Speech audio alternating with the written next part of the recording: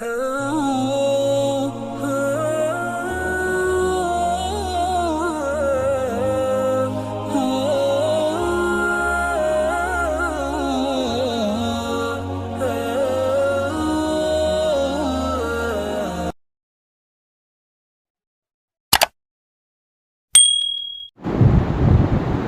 اللہ الرحمن الرحیم۔ گزشتہ یہ عقیدہ آیا تھا کہ اہل قبلہ یعنی ایسے مسلمان جن کے عقیدے ٹھیک ٹھاک ہوں، صحیح عقیدے اور نظریات ہوں ان کے، لیکن عملی طور پر کوتاہ ہو، گنہگار اور فاسق ہوں، تو کل قیامت کے دن ان کا کیا بنے گا؟ ہمارا یہ نظریہ ہے اہل سنت والجماعت کا کہ کل قیامت کے دن اللہ پاک اگر چاہیں گے تو اپنے فضل سے ایسے گنہگاروں کو معاف فرمائیں گے، اور اگر چاہیں گے تو اپنے نظام عدل کی بنیاد پر اللہ ان کو سزا دیں گے۔ تو ایک ہے اللہ کا نظام عدل، انصاف، قانون، اور ایک ہے اللہ کا نظام فضل، مہربانی، محبت کا معاملہ۔ تو اللہ جس کو چاہیں گے اپنے فضل سے معاف فرما دیں گے، اور اللہ جس کو چاہیں گے اپنے نظام عدل کی بنیاد پر سزا دیں گے۔ ہمارے اعمال اتنے کمزور ہیں کہ ہم اللہ کے عدل کا سامنا نہیں کر سکتے۔ اللہ کے قانون کے اعتبار سے نہ ہم اپنی عبادات کو ثابت کر سکتے ہیں، نہ ہم اپنے آپ کا کوئی وزن قائم کر سکتے ہیں۔ اسی لیے ہم تمام کے لیے یہ ضروری ہے کہ ہم اپنی دعاؤں میں اللہ سے اس کا فضل مانگنے کا اہتمام کریں، اللہ سے اس کا فضل مانگنے کا اہتمام کریں کہ اے اللہ، ہم آپ کے عدل کا سامنا نہیں کر سکتے، اور اگر اللہ عدل کرنے پر آئیں، انصاف کرنے پر آئیں تو ہمارا بیڑا غرق ہو جائے گا۔ اسی لیے اللہ سے اللہ کا فضل مانگتے رہنا چاہیے۔ یہی وہ چیز ہے جو اہل ایمان کو جنت میں لے کر جا سکتی ہے، اللہ سے اس کا فضل مانگنے کا اہتمام ہو۔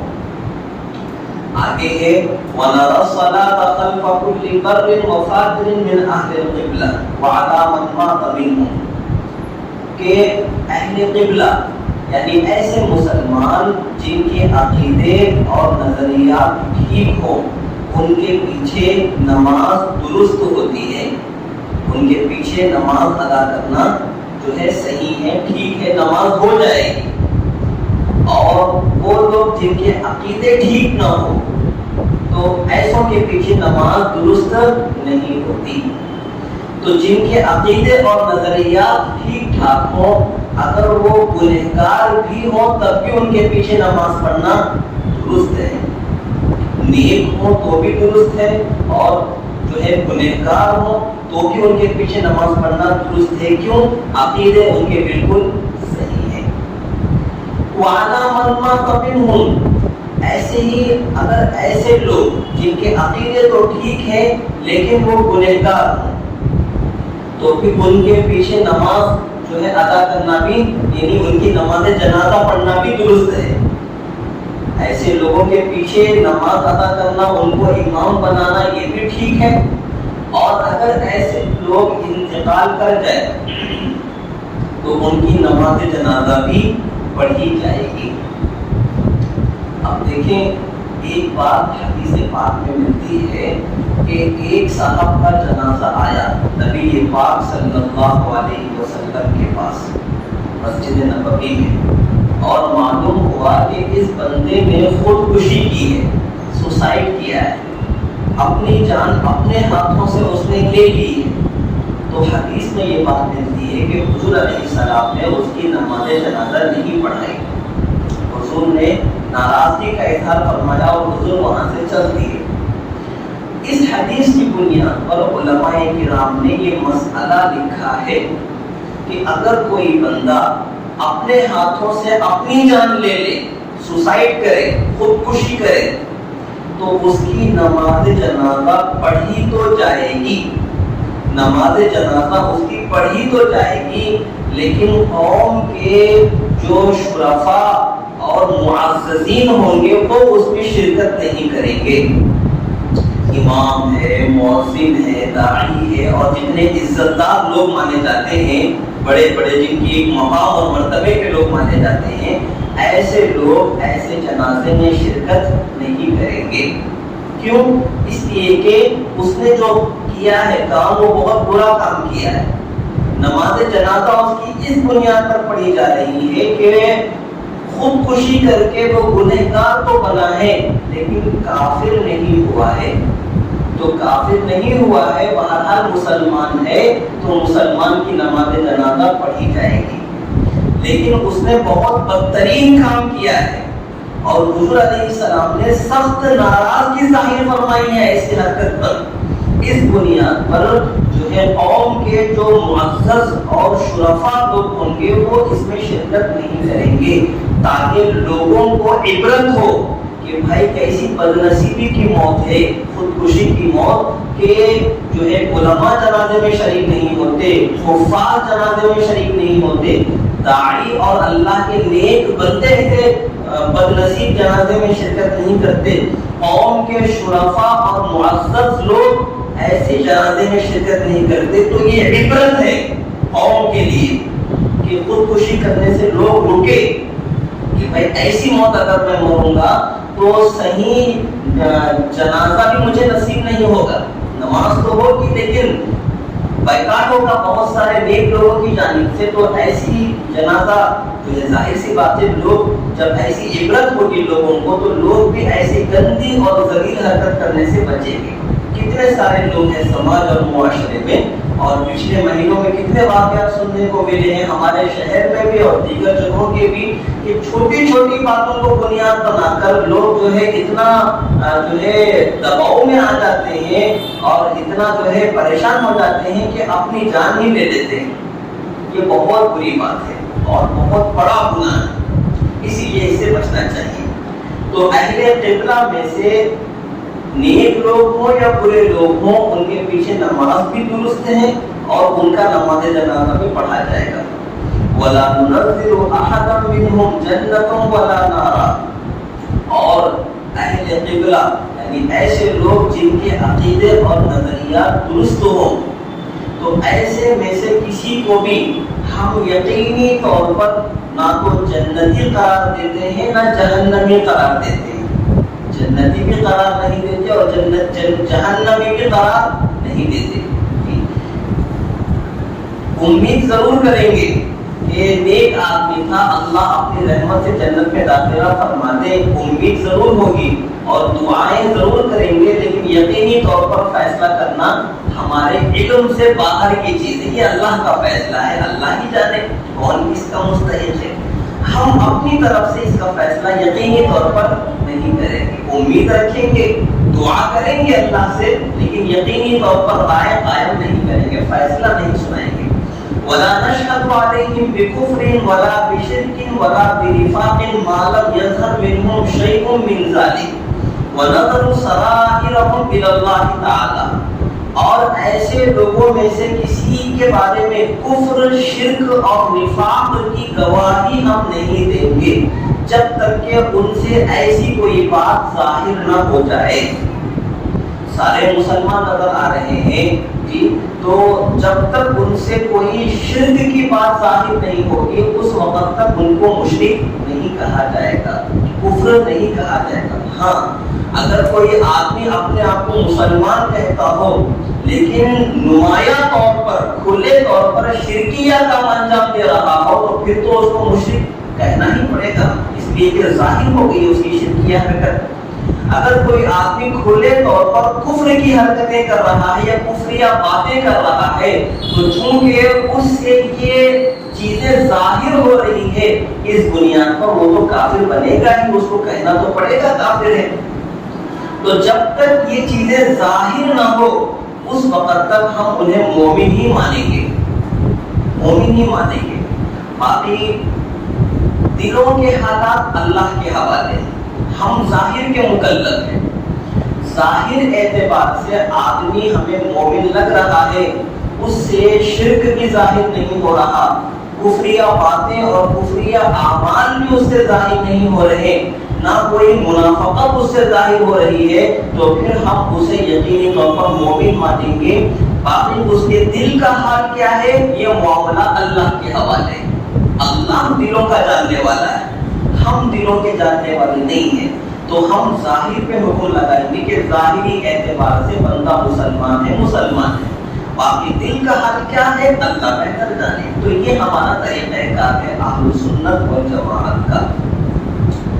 آگے دیکھیں، وَلَا نَرَى السَّيْفَ عَلَىٰ أَحَدٍ مِّنْ أُمَّةِ مُحَمَّدٍ صلی اللہ علیہ وسلم إِلَّا مَنْ وَجَبَ عَلَيْهِ السَّيْفُ، کہ ہم کسی کو بھی قتل نہیں کرتے جب تک کہ وہ قتل کا مستحق نہ ہو، کسی کو واجب القتل نہیں مانتے جب تک کہ وہ اس کا مستحق نہ ہو۔ کیا مطلب؟ کہ اسلامی قانون کے مطابق 3 ایسے بدنصیب لوگ ہیں جن کی سزا اسلام میں قتل سنائی گئی ہے کہ ان کو قتل کر دیا جائے گا۔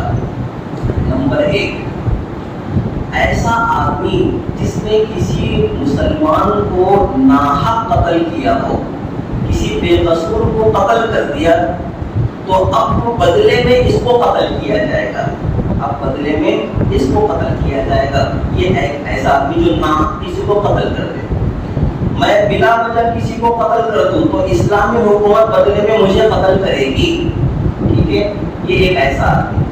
دوسرا، وہ شادی شدہ مرد یا شادی شدہ عورت جو زنا کرے، شادی شدہ مرد اور عورت اگر زنا کرے تو قرآن مجید نے حکم فرمایا کہ ان کو سنسار کیا جائے گا اور قتل کر دیا جائے گا، پتھر مار مار کے ان کو قتل کر دیا جائے گا، تاکہ پوری دنیا کے لیے عبرت بنے کہ یہ اتنا بدترین اور خبیث گناہ ہے کہ اس کی سزا ایسی سخت ہے۔ شادی شدہ مرد اور عورت اگر زنا کرے تو ان کی سزا قتل ہے۔ اور تیسرا، وہ بدنصیب ہے جسے اللہ نے اسلام کی توفیق عطا فرمائی ہو اور پھر اس نے اسلام کو چھوڑ دیا اور مرتد ہو گیا، اسلام کو، ایمان کو چھوڑ کر کافر بن گیا، تو اب ایسے آدمی کو کیا کیا جائے گا؟ اسے پہلے اسلامی حکومت جو ہے پکڑے گی اور علماء کے سامنے پیش کرے گی، 3 دن تک علماء کے سامنے پیش کرے گی، اور جو بھی اس کے شبہات ہیں، جو ڈاؤٹس اس کے ہیں، وہ علماء کے سامنے پیش کرے گا اور علماء اس کو تسلی بخش جواب دیں گے۔ جس بنیاد پر وہ اسلام کو چھوڑا ہے وہ بنیاد سامنے رکھنی ہوگی کہ یہ بات میرے کو سمجھ میں نہیں آئی اس لیے میں نے اسلام کو چھوڑ دیا، علماء اس کا جواب دیں گے کہ یہ مسئلہ ایسا ہے، اس کی غلط فہمیوں کو دور کریں گے۔ 3 دن تک اس کو کنونس کرنے کی کوشش کی جائے گی کہ مسئلہ کیا ہے تیرا۔ اگر 3 دن کے بعد بھی وہ اسی بات پر ضدی ہے کہ میں نے اسلام کو چھوڑ دیا اور قبول کروں گا ہی نہیں، مانوں گا ہی نہیں کوئی بات، تو اب اس کو قتل کر دیا جائے گا۔ یہ اسلامی حکومت کرے گی، ہم آپ نہیں کریں گے۔ یہ تینوں جگہوں پر جو 3 لوگوں کو قتل کرنا اسلامی قانون ہے، یہ تینوں جگہوں پر ایسا نہیں ہے کہ جس کا دل چاہے یہ کام کر لے، نہ، بلکہ معنی یہ ہے کہ اسلامی حکومت میں اسلامی قانون کے مطابق عدالت میں مقدمہ پیش کر کے قانون کی روشنی میں سزا دلوائی جائے گی۔ ایسا نہیں ہے کہ میرے دل نے چاہا میں تلوار لے کے چلے گیا فلاں کا گلا کاٹ دیا، نہ، اپنے طور پر یہ کریں گے تو فتنہ اور فساد ہوگا۔ حکومت اور عدالت کے ذریعے سے قانون سے سزا دلوائی جائے گی، یہ طریقہ ہے اسلامی طریقہ۔ تو ان تینوں کے علاوہ، یہ تینوں تو واجب القتل ہوتے ہیں، ان تینوں کے علاوہ کوئی بھی واجب القتل نہیں ہے۔ تو جب تک کوئی آدمی ان 3 گناہوں میں سے کوئی گناہ جو ہے ثابت نہ ہو جائے، اس وقت تک ہم کسی کو بھی واجب القتل نہیں مانتے۔ یہ اہل سنت والجماعت کا عقیدہ ہے۔ وَلَا نَرَى الْخُرُوجَ عَلَىٰ أَئِمَّتِنَا وَوُلَاةِ أُمُورِنَا وَإِنْ جَارُوا وَلَا نَدْعُو عَلَيْهِمْ وَلَا نَنْزَعُ يَدًا مِنْ إِطَاعَتِهِمْ وَنَرَى طَاعَتَهُمْ مِنْ طَاعَةِ اللَّهِ عَزَّ وَجَلَّ فَرِيضَةً مَا لَمْ يَأْمُرُوا بِمَعْصِيَتِهِ وَنَدْعُو لَهُمْ بِالصَّلَاحِ وَالْمُعَافَاةِ۔ جو اسلامی حاکم ہو یا جو اسلامی ائمہ ہیں ہم ان کے خلاف بغاوت نہیں کرتے. اسلامی حکومت قائم ہو اور اسلامی حاکم ہو تو مسلمانوں کے لیے اور مسلمان پبلک کے لیے اس کے خلاف بغاوت کرنا جائز نہیں ہے، اس کے حکم کی خلاف ورزی کرنا جائز نہیں ہے. تو ہم اپنے ائمہ اور اپنے حاکموں کے خلاف بغاوت نہیں کرتے اگرچہ وہ ظلم کریں. ولا ندعو علیہم، اور نہ ہی ان کو بددعا دیں گے. ولا ننزع یدا من طاعتہم، اور جب تک وہ کسی معصیت کا حکم نہ دیں اس وقت تک ان کی اطاعت اللہ کی اطاعت مانی جائے گی. ہاں اگر ایسے بڑے لوگ کسی گناہ کا حکم کریں تو پھر ان کی بات نہیں مانی جائے گی. جب تک جائز کاموں کا حکم کریں گے تو ان کی اطاعت اللہ کی اطاعت مانی جائے گی، اور اگر گناہ کا حکم دے تو پھر ان کی بات نہیں مانی جائے گی. کیوں؟ اس لیے کہ حدیث میں نبی علیہ السلام نے فرمایا لا طاعت لمخلوق فی معصیت الخالق، کہ اللہ کی نافرمانی میں کسی بھی انسان کی بات نہیں مانی جائے گی. وَنَدْعُو لَهُمْ بِالصَّلَاحِ وَالْمُعَافَاةِ، اور اللہ سے ان کے لیے اصلاح اور معافی کی دعائیں مانگی جائے گی. وَنَتْبَعُ السُّنَّةَ وَالْجَمَاعَةَ، اور ہم سنت اور جماعت کی پیروی کرتے رہیں گے. سنت سے مراد سنت رسول صلی اللہ علیہ وسلم، اور جماعت سے مراد جماعت صحابہ. ہم اہل سنت والجماعت کے کو فالو کرتے ہیں، اپنے عقائد اور اپنے اعمال میں اہل سنت والجماعت کو فالو کرتے ہیں. اہل سنت کی اتباع کرنے والے لوگ، حضور پاک صلی اللہ علیہ وآلہ وسلم کے راستے پر چلنے والے. والجماعت صحابہ کرام کی مبارک جماعت کے راستے پر چلنے والے، ایسے لوگ اہل سنت والجماعت کہلائیں گے، اور یہ جماعت حق ہوگی. اب ہمارے دور میں بعض اہل بدعت نے اپنے آپ کو اہل سنت والجماعت کہنا شروع کیا ہے. تو بات یہ ہے، اچھی طرح سے سمجھیں کہ صرف زبان سے کہنے سے کوئی اہل سنت نہیں ہو جاتا. زبان سے اپنے آپ کو اہل سنت کہہ لے، کہہ رہا ہے خود کو اہل سنت، اور کام سارے اس کے بدعت کے ہیں. بہت ساری بدعات انہوں نے لازم کر رکھی ہے اپنی زندگی میں. تو ایسے لوگ چاہے وہ 1,00,000 بار اپنے آپ کو اہل سنت کہیں، وہ پھر بھی اہل سنت نہیں ہوں گے، وہ اہل بدعت ہی کہلائیں گے، وہ بدعتی ہی کہلائیں گے. اسی لیے اپنے عملی رخ کو سمجھنے میں یہ بات ضروری ہے کہ حضور پاک صلی اللہ علیہ وسلم کی سنت اور جماعت صحابہ کے مبارک طریقوں کو لازم پکڑنا، یہی ہے اہل سنت والجماعت. وَنَجْتَنِبُ الشُّذُوذَ وَالْخِلَافَ وَالْفُرْقَةَ، اور ہم شاذ اور اہل حق سے اختلاف کرنے اور مسلمانوں کے درمیان میں فرقہ بندی کرنے سے بچتے ہیں اور بچاتے ہیں. مسلمانوں کے درمیان میں فرقہ بندی کرنا، پارٹیاں بنانا جو ہے، اور شاذ باتوں کی اتباع کرنا اور اہل حق سے اختلاف کرنا، ان چیزوں سے ہم بہت بچنے والے ہیں. وَنُحِبُّ أَهْلَ الْعَدْلِ وَالْأَمَانَةِ، انصاف کرنے والے لوگ، امانت دار لوگوں سے ہم محبت کرتے ہیں. وَنُبْغِضُ أَهْلَ الْجَوْرِ وَالْخِيَانَةِ، اور ظالم اور خیانت کرنے والے لوگوں سے ہم نفرت کرتے ہیں. انصاف کرنے والے اور امانت دار جو لوگ ہیں ان سے محبت کرنا یہ اہل سنت والجماعت میں شامل ہے. اور ظالموں سے اور خائن لوگوں سے، خیانت کرنے والوں سے بغض اور نفرت کرنا بھی شامل ہے. وَنَقُولُ اللَّهُ أَعْلَمُ فِي مَا اشْتَبَهَ عَلَيْنَا عِلْمُهُ، اور جس بات کا علم ہم پر مشتبہ ہو جائے ہم اس کے بارے میں یہ کہتے ہیں اللہ اعلم، اللہ زیادہ بہتر جانتے ہیں. دیکھیں قرآن مجید میں 2 طرح کی آیتیں، ایک وہ آیتیں ہیں جن کا معنی اور مفہوم بالکل واضح ہے، ان کو کہتے ہیں محکم آیات. اور دوسری وہ آیتیں ہیں جن کا معنی اور مفہوم واضح نہیں ہے، ان کو کہتے ہیں متشابہ آیتیں۔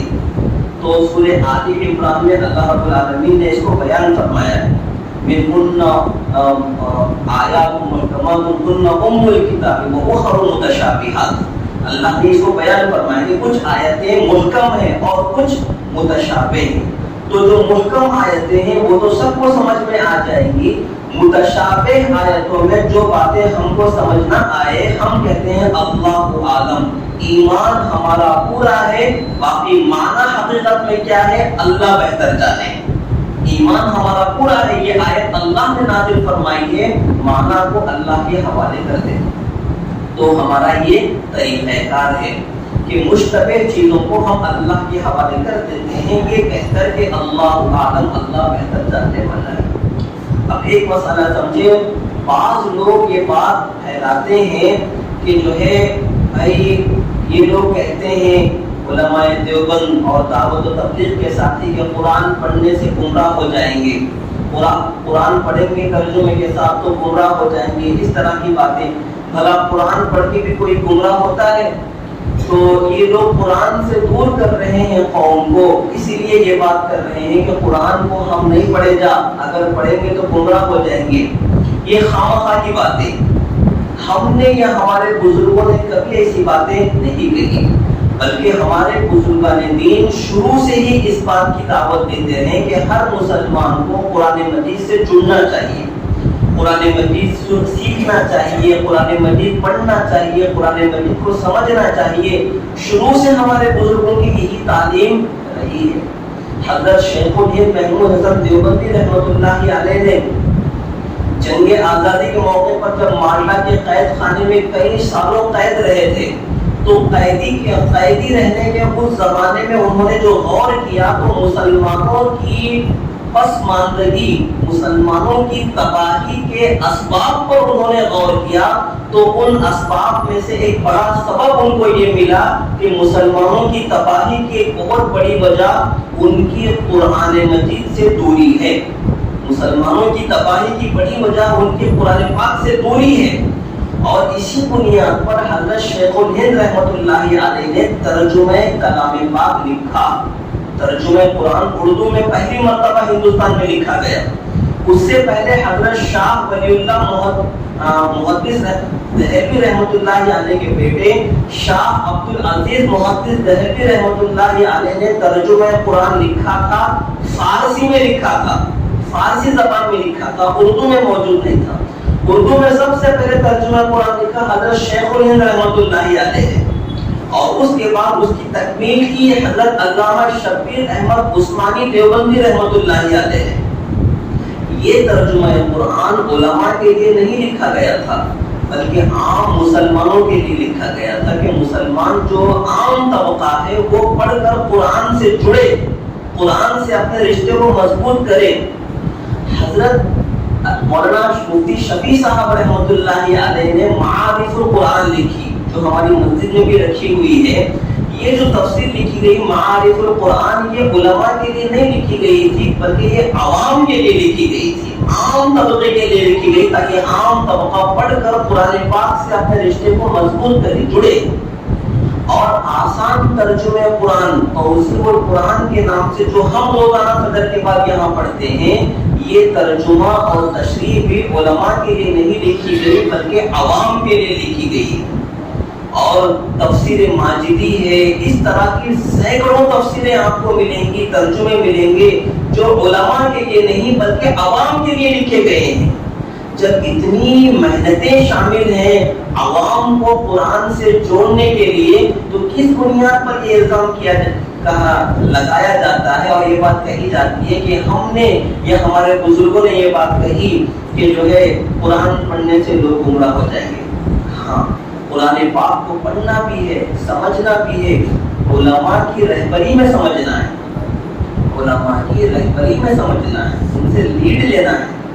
اگر آدمی ترجمہ قرآن پڑھنا شروع کرے اور فیصل اپنے دماغ کو بنائے کہ جو مجھے سمجھ میں آئے گا وہ میں سمجھ لوں گا، کسی کی مجھے ضرورت نہیں ہے، ایسا آدمی یقینی طور پر گمراہ ہوگا۔ خود کو علم ہے بھی نہیں اور ترجمہ پڑھ کے منمانی تفسیر اگر سمجھنے کی چاہت اس کی ہے تو یقینی طور پر یہ گمراہ ہوگا. لیکن جو بندہ ترجمہ قرآن پڑھے اور جہاں کوئی بات سمجھ نہ آئے عالم صاحب کے پاس آ کر پوچھے کہ مصحف یہ سمجھ میں نہیں آیا ذرا سمجھا دو، کیا بھلا ایسا آدمی گمراہ ہوگا؟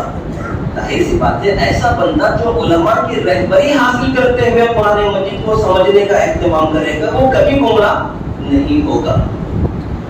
تو جتنے سارے یہ سوشل میڈیا پر آج کل مرتد لوگ، ملحد لوگ ایکس مسلم کے نام سے چینل چلا رہے ہیں اور ان کے اعتراضات قرآن پاک کے اوپر ہے، ان کی ساری بکواسوں کی بنیاد یہی ہے کہ انہوں نے علماء سے نہیں سمجھا قرآن بلکہ اپنی عقل کو فیصل بنا کر دیکھو یہاں قرآن ایسا بول رہا وہاں قرآن ویسا بول رہا. چونکہ ان کی عقل بہت چھوٹی ہے اور معلومات ان کے پاس ہے نہیں، سمجھ ہے نہیں، علماء کے سامنے بیٹھے نہیں یہ لوگ، تو اپنی عقل سے فیصلہ کیا اور کہا کہ جو یہ قرآن میں صحیح باتیں نہیں ہیں اس لیے ہم اسلام کو چھوڑ رہے ہیں، آج سے ہم مسلم نہیں بلکہ ایکس مسلم ہیں. تو یہ بے وقوف قسم کے لوگ ہیں جن کے پاس علم بھی نہیں ہے اور علم حاصل کرنے کا طریقہ بھی ان کا ٹھیک نہیں ہے. تو جب آدمی اپنی عقل کو بنیاد بنا کر جو ہے علم کے میدان میں سفر کرے گا، علماء سے بے نیازی برتے گا تو ایسا آدمی گمراہ ہوگا. لیکن جو لوگ علماء کی رہبری میں قرآن کو سیکھیں گے، حدیث کو سیکھیں گے، سمجھیں گے تو یہ لوگ بہت ترقی کریں گے، علم میں ترقی کریں گے، عمل میں ترقی کریں گے، اللہ اس کے رسول کی بارگاہ میں بہت معزز کہلائیں گے ایسے لوگ. اسی لیے یہ بات ذہن میں رکھیں کہ ہم میں سے ہر ایک کو قرآن پاک سے جڑنا ہے، قرآن پاک کو سیکھنا ہے، قرآن پاک کو سمجھنا ہے، لیکن علماء کی رہبری میں حاصل کرنا ہے. ہماری یہ دعوت کبھی نہیں ہے کہ قرآن پڑھے تو گمراہ ہو جاتے ہیں، واللہ باللہ ایسی دعوت ہماری نہ کبھی تھی نہ کبھی ہے. ہاں یہ ضرور ہے کہ اگر قرآن پاک کو کوئی آدمی منمانی طریقے پر اگر سمجھنے کی کوشش کرے گا تو اس کے لیے بڑے خطرے ہیں. اسی لیے ہم سب قرآن کو پڑھیں بھی، سیکھیں بھی، سمجھیں بھی اور جہاں کوئی بات سمجھ نہ آئے علماء سے رجوع کریں اور صحیح معنی مطلب سمجھنے کی کوشش کریں. اللہ پاک ہم سب کو عمل کی توفیق عطا فرمائے. اور توفیق